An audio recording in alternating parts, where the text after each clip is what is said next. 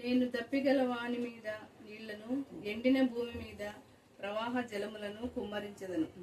నీ సంతతి మీద నా ఆత్మను కుమ్మరించదను. నీవు పుట్టిన వారిని నేను ఆశీర్వదించను. నీకు పుట్టిన వారిని నేను ఆశీర్వదించను.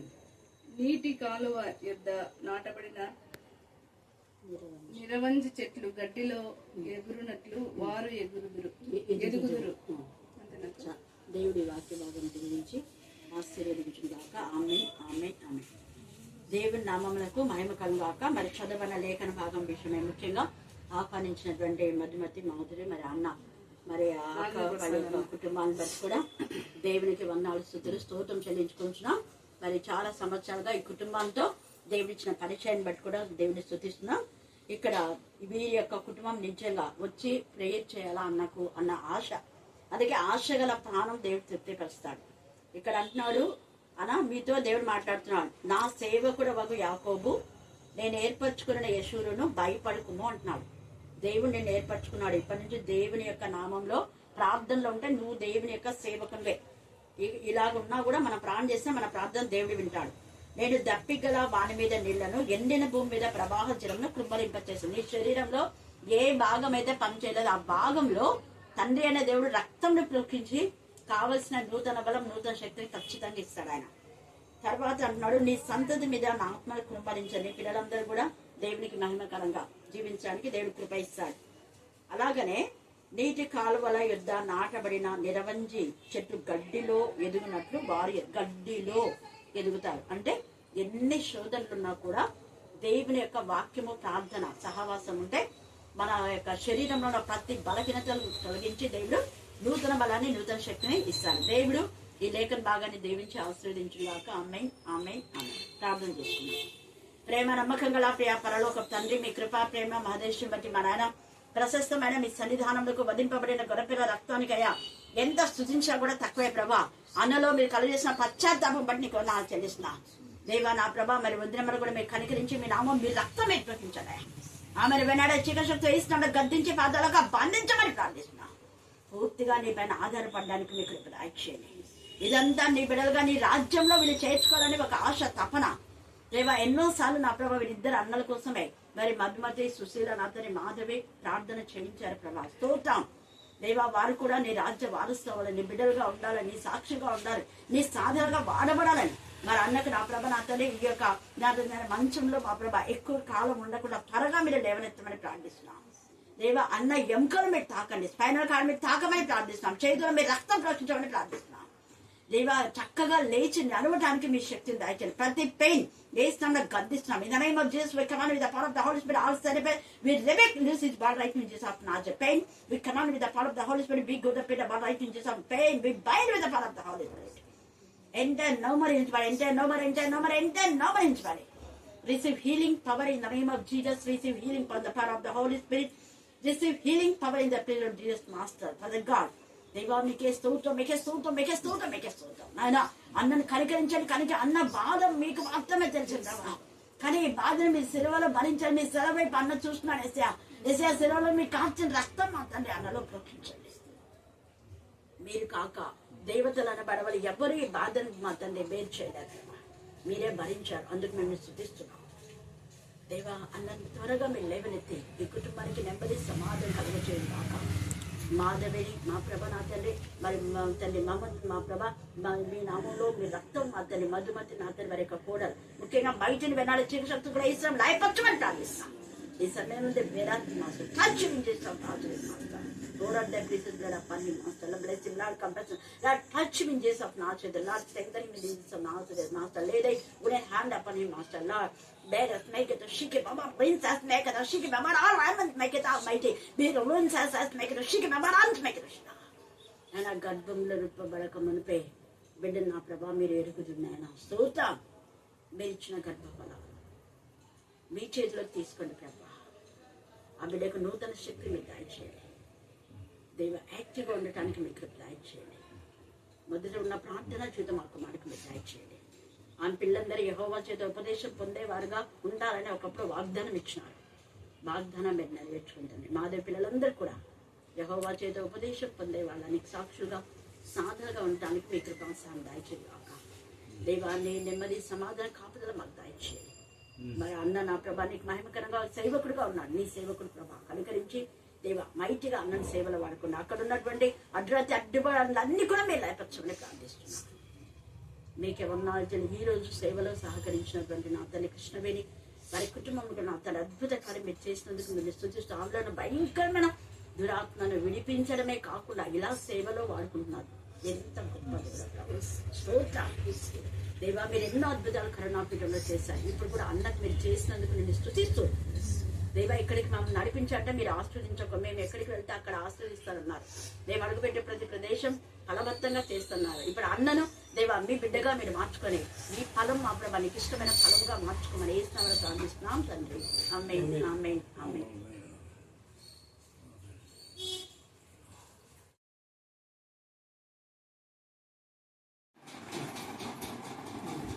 నా శత్రువులను నన్ను గూర్చి ఉజ్జగింపనీయము. నీ కొరకు కనిపెట్టు వారిలో ఎవడనూ సిగ్గునందడు. హేతువు లేకుండానే ద్రోహం చేయువారు సిగ్గునందుదురు. కాబట్టి ఈ వాక్యం కండక్ట్ చేసి ఎత్తినట్టు నేను ఎప్పుడైతే రాత్రి 12కి వాక్యం వచ్చిందో మళ్ళీ ఒకవేళ పోతే దేవా నేను పోదాం లేదు పోతే ఏ వాక్యం చదవాలి ఇదే వాక్యం. కాబట్టి నీ గురించి ఎవరు మాట్లాడితే వాళ్ళు ఖచ్చితంగా నువ్వు ఎత్తి బట్టి దేవా మరి ఎందుకు ఈ వాగ్దానం ఇచ్చి వాళ్ళ తప్పు వాళ్ళు తెలుసుకోవాలా. భర్తకు మంచి మనసు చేయాలి. అందుకే యెహోవా నీ దిక్కునకు చూసి నా ఆత్మను తెచ్చుకుంటున్నాను. వాళ్ళనే మాటలు అవన్నీ వద్దు మైండ్ అవన్నీ మైండ్లో పెట్టుకొని నువ్వు మానసికంగా ఇది కావాలి. అవన్నీ మర్చిపోయినప్పుడే దేవుని పీస్ ఆఫ్ మైండ్. అది ఏమైనా ఉన్నదా నీ చెవులో వినా ఆ చెవులో వచ్చేసారు. చెవుడి కాము కదా అయిపోతున్నారు ఏమైనా వాళ్ళందరినీ వాళ్ళ ఏముంది మనకు నువ్వు నీ భర్త అంతే ఏమని అనుకోని వాళ్ళు ముందుగా నువ్వు నీ భర్త వరకే నువ్వు ఉండు. దేవుడు నేను ఇద్దరం అన్నాను కదా అని వాళ్ళ మాట తక్కువ పెట్టేసి నీది మాట తెలుసు. నీకు వాళ్ళ గురించి ఆలోచించిందంట వెంటనే ఏమో నీ దిక్కు నేను చూస్తున్నాను. నా అర్థం నేను పెట్టుకున్నా కదా నువ్వు ఇచ్చినటువంటి భర్త నేను బాగున్నాను అది అదే మాట అదే నా దేవా నీ ఎందుకు నమ్మకించున్నాను నన్ను సిగ్గుపడలేదు. నేను ఇవ్వడం కదా సిగ్గుపడకుండా చేసినట్టు భర్త మాట్లాడదేవి అన్నందుకే ఆ పాస్టర్ వాళ్ళ పాస్టర్ వచ్చి వాళ్ళ ఏదైనా సిగ్గు పెట్టట్టు మాట్లాడినారు.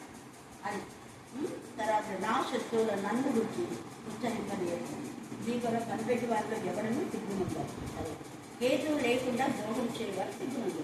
కారణం లేకుండా అనవసరంగా పిల్లల మీద దోషాలు చేసి దేవుడు ప్రేమ గల ప్రభావ మీకు ఎంతగా వన్నాడు సిగ్గులు స్తోత్రం చెల్లించుకొచ్చున్నాయన ప్రత్యేక రీతిలో నిండా ఎంతో మాత్రం చిన్నప్పటి నుంచి మనం ప్రేమించిన కుటుంబం నాన్నను ఎంతనా మా ప్రభావ గౌరవించిన కుటుంబం మరి అమ్మకు సురేంద్ర రామప్పన దేవాకి గృహంలో మాత్రం చిన్నప్పటి నుంచి శైలి మా ప్రభావ రావచ్చు మా ప్రభావ దేవ అలాగే ప్రాణించిన మా ప్రభావ నా తల్లి మరి నా తల్లి శశికళ మీ జ్ఞానాత్మక మీకు వీళ్ళందరూ చిన్నప్పటి నుంచి మీ భాషలో పెట్టినట్టు దేవ మీకు వాళ్ళ చదువుల్లో కూడా దేవ ప్రతి విషయంలో 7th నుంచి అన్నింటిలో మీరు ఫస్ట్ క్లాస్ ఇచ్చిన ప్రభావ బిడ్డలు ఉన్నత స్థాయిలో మీరు ఇచ్చారు. మంచి జీవితం ఇచ్చారు. కానీ మంచి భర్తను ఇచ్చారు. ఇద్దరికి ఏకభావం దయచేసి వాళ్ళ భర్తను మీరే గర్తించి చెప్పి ఈ వాక్యంలో మీకు సహకరిస్తే నైపచ్చమని రేపు ఆ భర్త తప్పు తెలుసుకొని భార్యతో సహకరించాలి. తల్లిదండ్రులను అందరూ వదిలిపెట్టి ఆ కుమారుని వదిలిపెట్టినప్పుడు ఎంత ప్రేమతో చూడాలి తండ్రి. రేపా నాకు వాళ్ళ తల్లిదండ్రులు వదిలిపెట్టి ఒక వారం ఉంటే ఎంత బాధ ఉంటుందో అది వాళ్ళతో మీరు మాట్లాడాలి. యేసు శక్తిగా నామమున ప్రార్థిస్తున్నాం. ఆమేన్ ఆమేన్.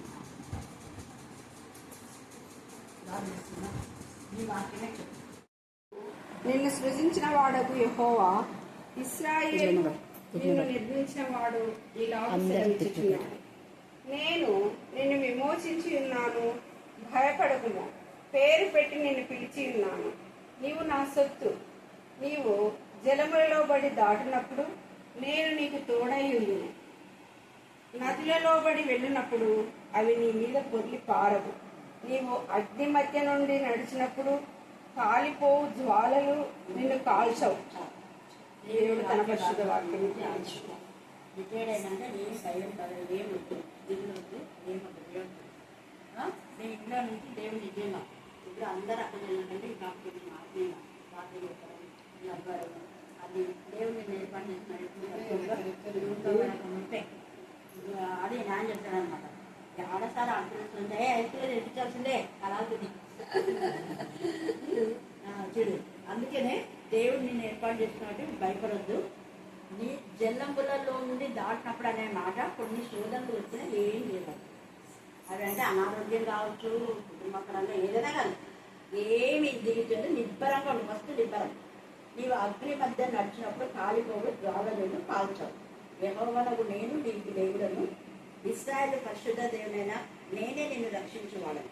నీ ప్రాణ రక్షణ క్రయంగా 5 గుర్తులు ఇచ్చినాను. దేవుడి వాక్య భాగము దీపించి ఆశీర్వదించుగాక. ఆమేన్, ఆమేన్, ఆమేన్. ఇంకా ఎక్కువగా దేవుడు నిన్ను ఆశీర్వదిస్తాడు. అయితే ఎక్కువగా వాక్యం చదువు. ఫస్ట్ నువ్వు భయం అనేది భయం చాలా ఉంది. దేనికి భయపడదు. నువ్వు అసలు ఎంత దేనికి ఉంటావు. చిన్న చిన్న వాడికి ఈ మధ్య ఎక్కువ భయపడుతున్నావు. దేవుడు నీ పక్షంగా ఉన్నారు. ప్రతి విషయంలో ఆయన నీకు సాయం చేస్తారు. నిన్ను ఎప్పుడంటే పునాది గర్భంలో ఉన్నప్పుడే ఇంట్లో నుంచి అందరికంటే కొడుకు కూతుల కంటే ఇక వాక్యం గర్భం కాంపేయడం అట్లా ఏర్పాటు చేసినప్పుడు దేవుడు నీకు ఎట్లా కొడుతాడు. ఎందుకు నువ్వు ప్రతి దానికి ఇంకా దేవుడు రిటైర్మెంట్ ఇచ్చాడు. ఇంకా వాక్యంలో ఉంది. జనం లాగా వస్తాయి కానీ భయపడదు. అర్థమైనా? అనారోగ్యం ఏదొచ్చినా నీకు వచ్చినా ఏమీ వద్దు. దేవా నువ్వు ఉన్నావు, నువ్వే నాకు సంతోషం ఆరోగ్యం ఇచ్చేది. ఉద్యోగంలో ఎలాంటి ప్రాబ్లం లేకుండా ఎన్ని ఆటపోటుల్లో దేవుడు నిన్ను కాపాడు.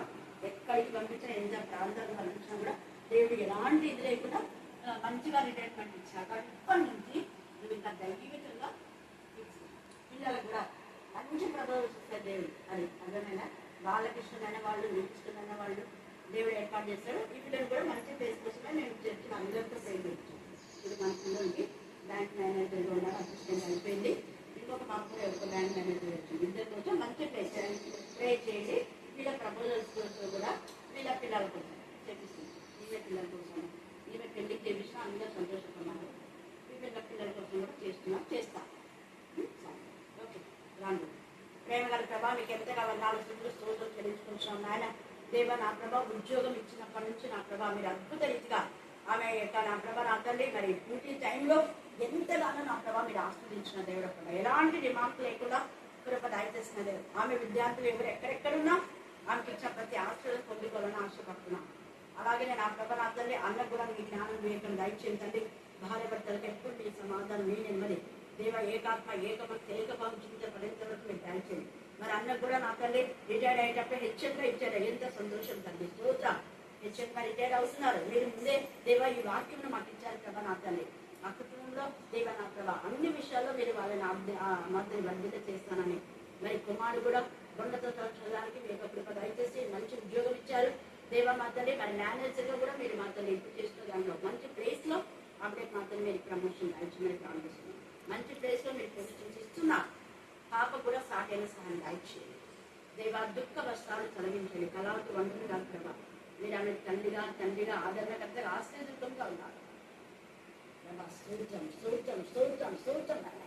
మరి సమీపంలో చెల్లెళ్ళు అనేక మంది అక్క చెల్లెళ్ళు అన్నదమ్ములు ఎవ్వరు మా ప్రభా సహకరించలేని పరిస్థితి ఉన్నారు. మరి మీకు ఎప్పుడు నా ప్రభా నా తల్లి సహకరించిన మంచి తమ్ముళ్ళు కూడా ఉన్నారు. దేవా చెల్లెళ్ళు ఉన్నారు. అందుకే ఎంత శుశ్రూష కూడా తక్కువ. మీకు వందనాలు తెలుస్తూ మరొకసారి పూర్ణ ఆరోగ్యం, పూర్ణ బలం, పూర్ణ ఆయుష్ను నా తండ్రి కళావతికి మరి సుశీలకు దయచేయమని నా దేశంలో ప్రార్థిస్తున్నాం తండ్రి. ఆమేన్, ఆమేన్, ఆమేన్. ఎక్కువ వాక్యం చదివి నువ్వు ఎప్పుడు వస్తావో కరుణాపీఠంలోకి వచ్చి ఒక శుక్రవారం వాక్యం తీసుకో. అయ్యో అప్పుడే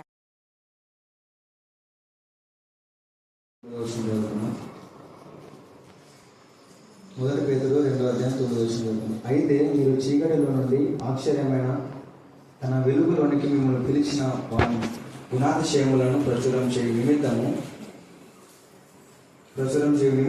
ఏర్పరచబడిన వంశమును, రాజులైన యాజక సమూహమును, పరిశుద్ధ జనమును, దేవుని సత్యమైన ప్రజలనై ఉన్నారు. దేవుడి యొక్క పరిశుద్ధ వాక్యం దీవించుకున్నారు.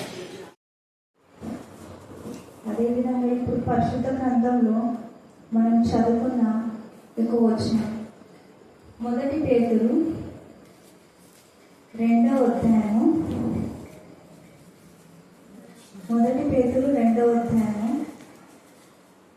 9వ వచనం.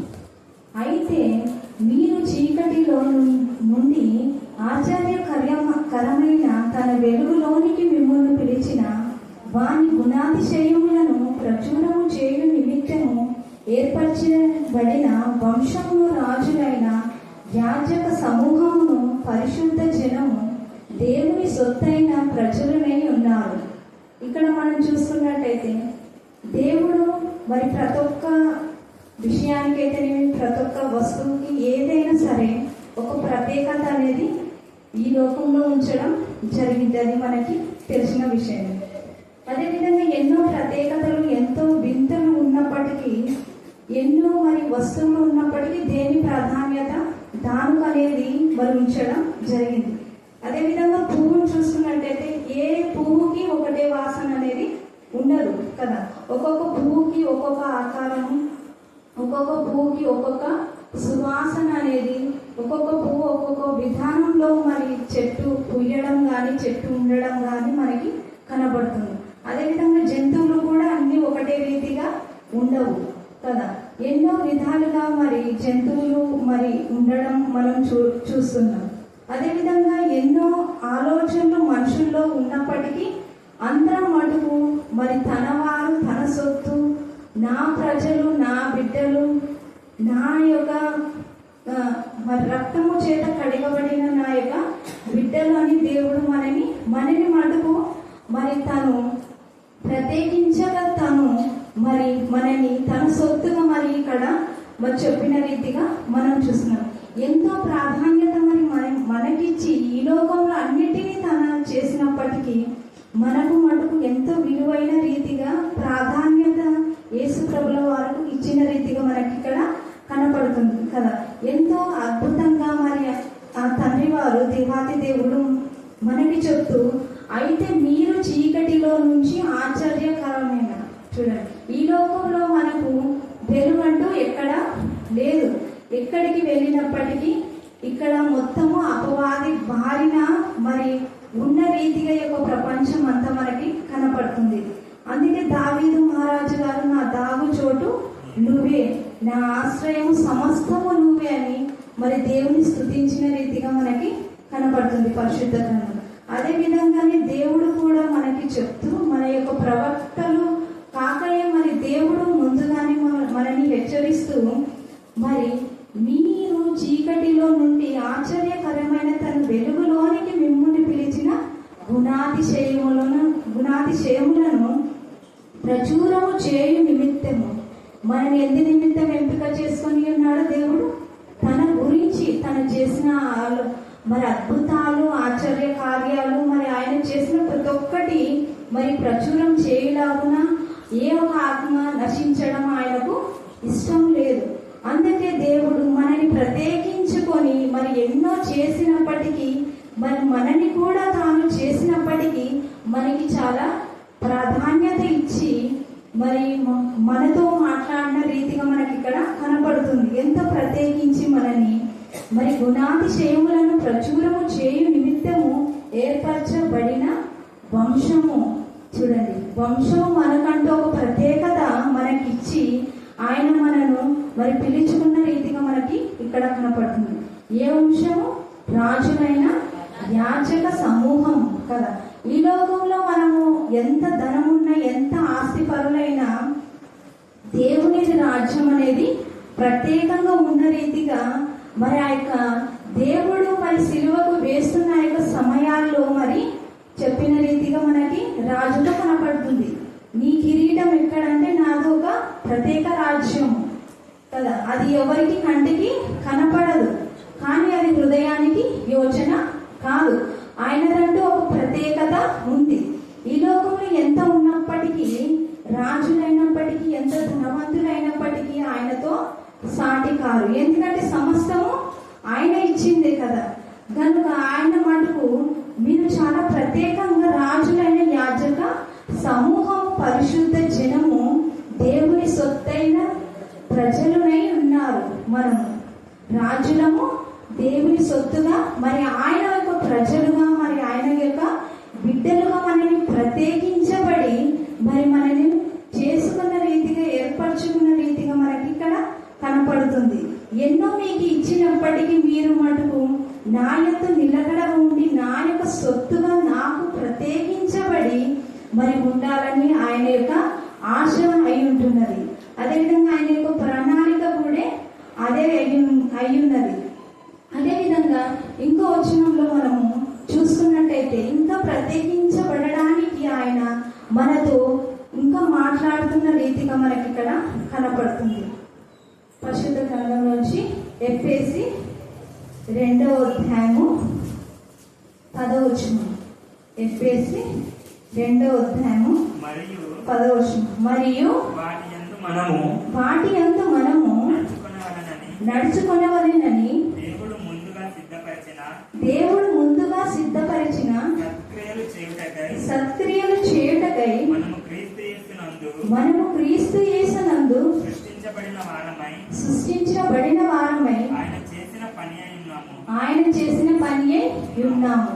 ఇక్కడ ప్రాముఖ్యంగా మరి యవనస్తులు జ్ఞాపకం చేసుకోవాల్సినది ప్రతి ఒక్కరం అండి, యవనస్తులే కాదు ప్రతి ఒక్కరము జ్ఞాపకం చేసుకోవాల్సినది ఆయన యొక్క ప్రణాళికలో ఆయన యొక్క చిత్తంలో మనము ఉన్నామనేది మనము తప్పక జ్ఞాపకం చేసుకోవాలి. అదేవిధంగా మరలా ఆ యొక్క వచనం మనం చదువుకున్నట్టయితే మరియు వాటి యందు మనము నడుచుకునవలెనని దేవుడు ముందుగా సిద్ధపరిచిన సత్క్రియలు. చూడండి, మన యొక్క తల్లిదండ్రులు మరి ఆ యొక్క ప్రసవించే దినాలు కాకముందే మరి ఈ యొక్క ఆశ అనేది తప్పక తల్లిదండ్రులకు ఉంటుంది. నా బిడ్డ ఆ రీతిగా ఉండాలి, ఈ రీతిగా ఎదగాలి, మరి ఇవన్నీ ఉండాలి కదా, ఎన్నో ఆశలు ఉంటాయి. అదేవిధంగా ఇప్పుడు కూడా మనం చూసుకున్నట్లయితే చదివిన పిల్లలు కూడా ఎంతో ఆశ ఉంటుంది. నేను పాస్ అయితే ఈ రీతిగా మరి చేరాలి హాస్టల్లో అనేది ఒకరొకరికి ఒక్కొక్క ప్రణాళిక అనేది మనిషికి సహజంగా ఉంటుంది. కానీ ఒక ప్రణాళికలో యౌవన దశలో ఉన్నవారు ప్రాముఖ్యంగా ఆయనలో అంటుకట్టబడి ఉండాలి అనేది ఆయన యొక్క చిత్తం కదా. ఎక్కడ చదివినప్పటికీ ఎక్కడికి వెళ్ళినప్పటికీ సిచ్యువేషన్లు ఈ యొక్క దినాల్లో ఏ రీతిగా ఉంటుందనేది మరి మటుకు మనకి తెలియదు కదా. ఏ రీతిగా ఎటువంటి ఫ్రెండ్స్లు మరి మనకి పరిచయం అవుతారో, కొత్త స్కూల్లో మరి హాస్టల్లో ఈ రీతిగా ఎక్కడికెక్కడికో మరి వెళ్ళవలసి వచ్చినప్పటికీ పరిస్థితులు ఏ విధంగా ఉంటావో మనకి తెలియదు. అందుకే యౌవన దశలో ప్రాముఖ్యంగా ప్రార్థన జీవితం కలిగి ఉండి మరి మన ఏడల ఆయన యొక్క ప్రణాళిక ఉంది, ఒక చిత్తం ఉంది అనేది రీతిగా మనము ఆలోచన చేసి ఈ యొక్క మాటని మన యొక్క హృదయంలో స్థిరంగా ఉంచుకోవాలి. ఆయన ముందుగానే సిద్ధపాటు చేసి మరి సత్క్రియలు చేయుటకై మనము క్రీస్తు యేసునందు సృష్టింపబడిన వారమై ఆయన చేసిన పని అయి ఉన్నాము. మనము ఆయన చేసిన పని అయి ఉన్నాము. ఏది మనది కాదు అండి. అది సౌందర్యమైన శరీరపరంగా నేను అందంగా లేను, నేను నల్లగా ఉన్నాను, తెల్లగా లేను అనేది ఏది మనది కాదు అండి. సమస్తము ఆయన ఇచ్చిందే, ఆయన యొక్క ప్రణాళికలోనే ఉంది. ఏది ఒక చిన్న అవయవం ఉన్నా లేకపోయినప్పటికీ, అందహీనం సౌందర్యం లేకపోయినప్పటికీ ఆయన దేనికోసమో మనని ప్రత్యేకించబడి ఉంచి ఉన్నాడనేది మనము ఆలోచన ఉంచుకొని ప్రార్థనలో మనం ఎదిగితే తప్పక మరి మనకు ప్రతిఫలము ఇచ్చే దేవుడు అంటున్నాడు. అదేవిధంగా ఇక్కడ మనము ఆలోచించినట్టయితే ఇంకొక వచనాన్ని కీర్తనలు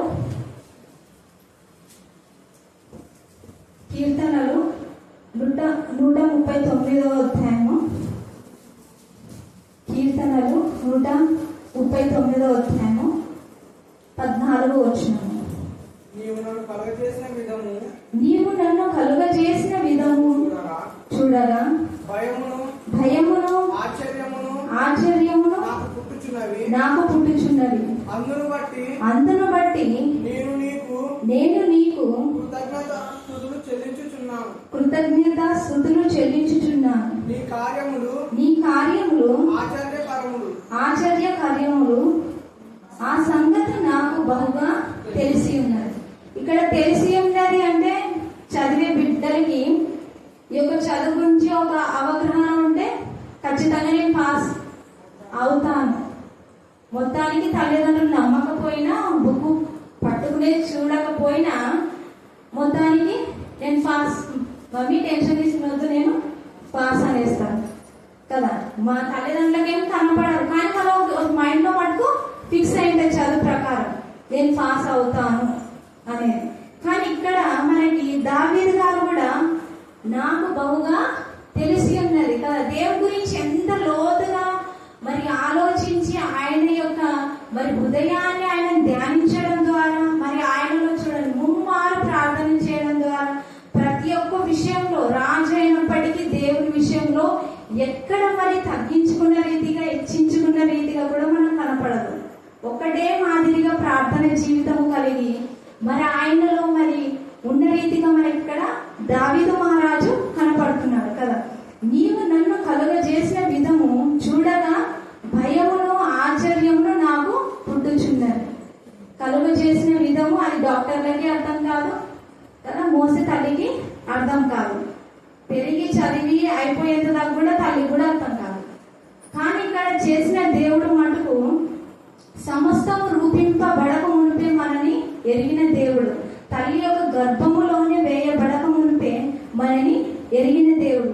అందుకే ఇక్కడ దావీదు మహారాజు గారు నీవు నన్ను కలుగజేసిన విధము చూడగా భయమును ఆశ్చర్యమును నాకు పుట్టుచున్నాడు.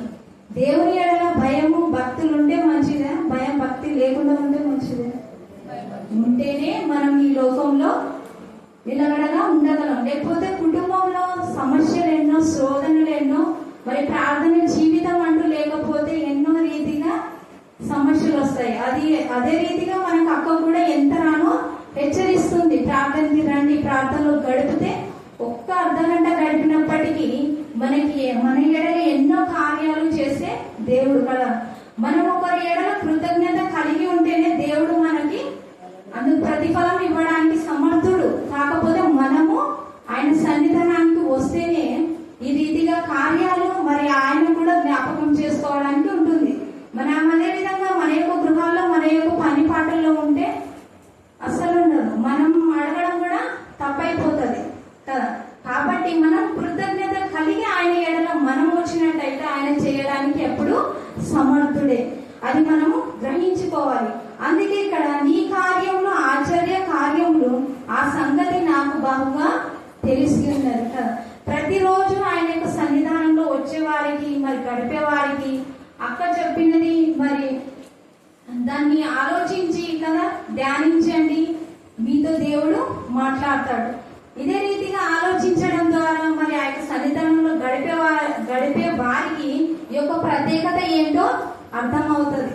అది చెప్పనవసరం లేదు, ఎందుకంటే ఆయన యొక్క సన్నిధిలో శాంతి, సమాధానం, సంతోషం కదా సమృద్ధిగా మరి ఉన్నది. కానీ మనము రావడమే ఆలస్యం అంతే. ఆయన మటుకు ఎప్పటికీ ఎన్నటికీ మనకి మటుకు కొరత చేసే దేవుడు కాదు. అది ప్రతి ఒక్క యవనస్తులు జ్ఞాపకం చేసుకోవాల్సిన విషయం. అదేవిధంగా తల్లిదండ్రులం మనమైనా కూడా అదేవిధంగా లాస్ట్ వచ్చిన మనం చూసుకున్నట్టయితే ఈ మాట మటుకు ప్రతి ఒక్క పిల్లలమైనా మనమైనా అనాల్సిన విషయం. మన యొక్క బలం మీద యవనత్వము ఉంది కదా, యవన దశలో ఉన్నాము కదా, నాకు డబ్బు ఉంది కదా, ఆ యొక్క హోదాతోని మనం వెళ్ళకోకుండా ఆలోచించి ఒక మాట మనం దేవునితో అనాల్సిన విషయం. కీర్తనలు 22వ అధ్యాయము 10వ వచనం. కీర్తనలు గర్భవాసినైనది మొదలుకొని నాకు ఆధారము నీవే, నా తల్లి నన్ను కన్నది మొదలుకొని నా దేవుడవు నీవే.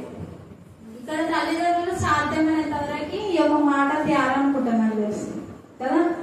ఎంతో డబ్బు ఉన్నప్పటికీ, ఎంత దివ్యస్థితి ఉన్నప్పటికీ నా యొక్క కష్టము చేత నేను చదివిస్తున్నాను, లేకపోతే నా యొక్క డబ్బును బట్టి చదువుతున్నాను. ఈ డబ్బు కష్టము ఈ రెండింటి మధ్యలో దేవుని మటుకు మనము జ్ఞాపకం చేసుకున్నాం, మర్చిపోతాం మొత్తాన్ని. ఆయన ఊపిరి ఆయుష్ కదా, తిన్న అన్నము సైతం మనము గొంతులో నుంచి కడుపులోకి పోవాలంటే ఆయన ఇచ్చిందే. కానీ అది మటుకు జ్ఞాపకం చేసుకునకుండా మన యొక్క కష్టము, నా యొక్క యవన దశ, నా బలము, నేను ఇంత సంపాదించాను, అంత సంపాదించాను, నేను ఇంత కష్టపడి చదివాను, ఇంత కష్టపడి సీటు తెచ్చుకున్నాను, అది నాది కదా. నాది నాది అంటే అది మనకి అహంకారానికి వచ్చేస్తుంది. కానీ ఇక్కడ దావీదు గారు మటుకు తను గొర్రెలు కాస్తూ మరి యొక్క రాజుగా చేసినప్పటికీ గర్భవాసినైనది మొదలుకొని నాకు ఆధారము నీవే, ఆధారము నీవే, ఏది లేదు కదా. నేను తప్ప వేరొక దేవుడు నీకు ఉండకూడదు. వినే దేవుడు ఆయన, చూచే దేవుడు. రాళ్ళు అవి వినవు, చూడవు, మాట్లాడవు. కానీ ఈయన మటుకు దేవాది దేవుడు ఏమంటున్నాడు? నేను వినగలిగే దేవుణ్ణి, చూచే దేవుణ్ణి, నేను అన్ని అయి ఉన్నాననేది ఈ యొక్క దావీదు మహారాజు గారు గ్రహించి మరి తన యొక్క జీవిత పర్యంతము మరి దేవునికి అర్పించిన రీతిగా మనం చూస్తున్నాం. అదే విధంగా గర్భవాసినైనది మొదలుకొని నాకు ఆధారము నీవే, నా తల్లి నన్ను కన్నది మొదలుకొని నా దేవుడవు నీవే. మన పిల్లలతో చెప్పవలసిన మాట, యౌన దశలో ఉన్నప్పటికీ, ఎంత వయసు అయినప్పటికీ, నేను ఎంత పెట్టినప్పటికీ, నీకు ఎంత సంపాదించినప్పటికీ అది ఇచ్చింది ఎవరు? దేవుడే. ఏదో అమ్మ చేస్తున్నారు, నాయన చేస్తున్నారు, నేను చదువుతున్నాను అనేది కాదు. ఆ చదువులో విషయంలో ముందుకు వెళ్ళాలన్నా, అక్కడ పరిస్థితులు సరిపడాలన్నా, సిచ్యువేషన్ సరిగ్గా ఉండాలన్నా అది ఎవరి చిత్తంలో ఉంది? దేవుని చిత్తంలో. తల్లి అయినా మరచినేమో. కాబట్టి ఆయన మనని ఎప్పుడు మరవడు. ఏ దశలో ఉన్నప్పటికీ, ఏది ఇచ్చినప్పటికీ నాకు ఆధారం నీవే కదా. ప్రత్యేకింపబడి నేను ఉండాలంటే నాకు ఆధారం నీవే. సరి అయిన మార్గంలో నన్ను నడిపించాలంటే నీవే. ప్రత్యేకత అంటూ నాకు కలగజేయాలంటే కదా. ఎంతో మంది తిరుగుతున్నప్పటికీ బైబుల్ గ్రంథాన్ని పట్టుకొని మనం వెళ్తున్నామంటే ప్రత్యేకించబడే కదా కదా. దానికి ఒక ప్రత్యేకత. మనం రోజు వెళ్తున్నామంటే అక్కమ్మక్క కూడా మనతో ఎన్నో రీతిగా పంచుకున్న రీతిగా మనకి కనపడుతుంది. ప్రార్థన చేయడానికి కదా. అన్నిలైనప్పటికీ అడుగుతున్నారు ఆమె. మరి మనం కూడా పట్టుకొని వస్తున్నాం, మనకంటే ఒక ప్రత్యేకత ఉంది. అది మనం ఆలోచించాలి. అది బైబుల్ పట్టుకుంటేనే ప్రార్థన చెయ్యండి అంటారు. అంటే ప్రార్థన జీవితం కలిగి ఉన్నారనే తప్ప మనం ఏదో పోతున్నాం వస్తున్నాం అనేది ఎవరు చూడరు. మనం ప్రార్థన చేస్తుంటే ఇక్కడ గడుపుతున్న విధానాన్ని బట్టి మనని ప్రార్థించండి కదా. కాబట్టి మనం కూడా మనకి ఒక ప్రత్యేకత కలిగి ఉండాలంటే ఆయన యొక్క ప్రార్థన జీవితం అంటకట్టబడి మరి ఆయనను నిత్యం జ్ఞాపకం చేసుకొని ఎక్కడికి వెళ్ళినప్పటికీ ముందు